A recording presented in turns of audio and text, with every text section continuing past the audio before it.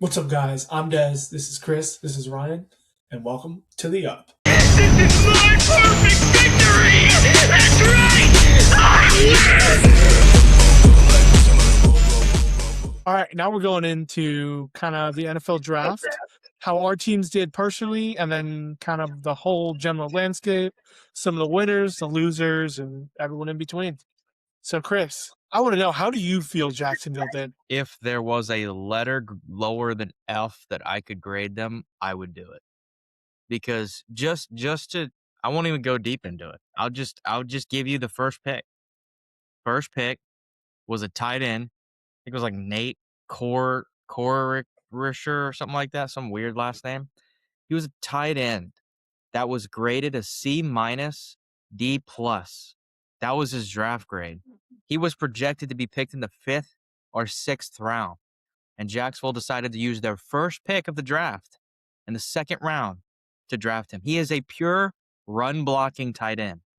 He played 13 games for Texas A&M, started 6 of them, and had like 190 yards receiving on the year. Hey, when Kenyon Sadiq probably went off that board, probably panicked. Yeah, I would imagine they did. Dude, I have no words, and this is the repetitive nature of Jacksonville year in and year out. They're one of the worst teams in drafting, and it's why they suck. It's why they're historically a terrible franchise. Solid. F. Ryan, how do you feel? F. Ryan, how do you feel like the Bills did? I'm gonna give the Bills. I'm gonna give them a B plus. I'm gonna go on the higher side of a B. I think KC Conception was definitely our pick in the first round, and when he went to the Browns, I think we kind of just decided that maybe that wide receiver we wanted is not there anymore. So we traded back 3 times in the first round. We traded back from 26 to 28, and then 28 to 30, and then I think completely out of the first round. But once that wide receiver was off that board, I knew we were going to go defense, and we got TJ Parker, who was a guy that I've been kind of looking at as a possibility of somebody to come in. So that was who I would thought we would go defensively if we went edge rusher in the first round, but we got him in the second, so I think that was great value. And then we also got Igbenogson from Ohio State, the cornerback there. It's going to be interesting to see how we use him, and he's going to have to compete since we did take a first round cornerback last year, but I have no worries. Went offensive tackle in the 3rd, just to replace one of the guys we lost to free agency.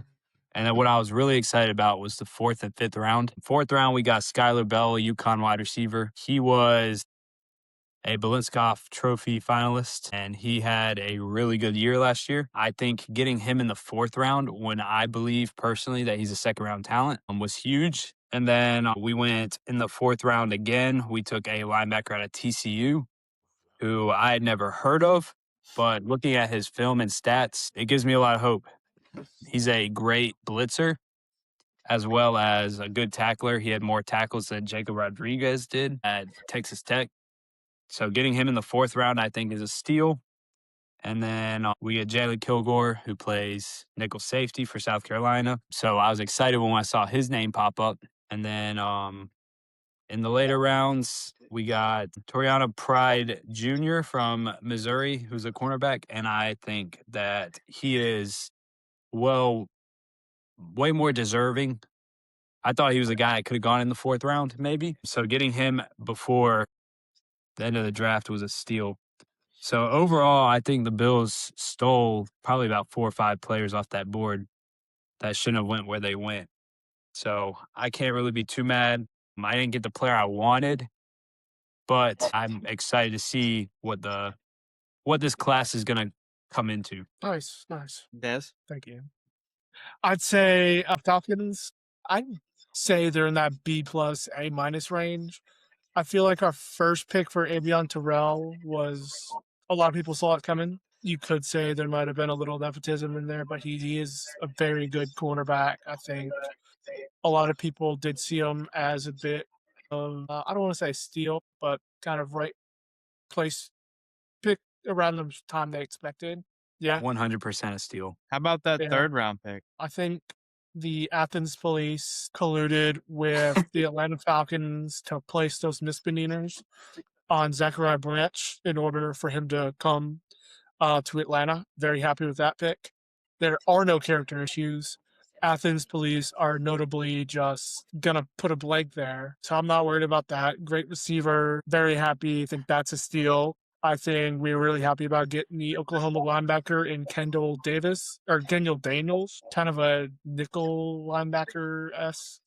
I think they'll fill in a lot of places. And then we also got Harold Perkins, who, just to touch on Steal. Harold Perkins, Probably could be Huge one of the steal. best deals. tears his ACL, and everyone's just out on him. Same with Gerard McCoy. We didn't get him, but Gerard McCoy is kind of a similar guy where he was highly viewed, gets an injury, has to sit out, and people just throw him to the side. Harold Perkins is in that same boat where we get him in the 6th round, a guy who was a 1st or 2nd rounder, a year and a half ago? Before he tore his ACL. Huge steal, especially if he comes out healthy. Even if he comes out with a little minor kind of, remnants of that injury, he still is very talented. And if he does come out with the injuries behind him, he's fully recovered, fresh, good as new, watch out. Watch out, because that is a huge talent that we picked up. Yeah, I think he could light it up, and I just hope he doesn't have a WNBA girlfriend. And Yeah. Hey, Hey, Brittany Griner's out in Atlanta. free my boy. Pearson do nothing wrong except everything, but he's getting away with it because he has good lawyers. So we're good. Pearson's back. All he has to do is not get in trouble, which doesn't sound like it's that hard. it seems like it is hard in Atlanta. Apparently so. But nonetheless, I'm very happy. So I would say we got an A-. I'd give it an A-. A lot of steals. I Didn't have a first was round gonna pick, but put you guys that's at a fine. B until you made the Harold Perkins pick, and I Yeah. think that bumped you guys up. Yeah, that was a huge pick.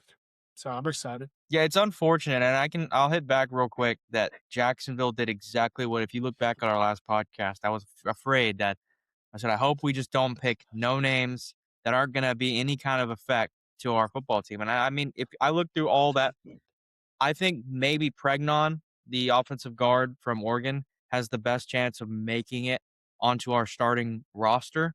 Outside of that, I don't expect any of those guys to be any kind of presence on our team whatsoever. So it's like, why even draft? You may as well have not picked anybody.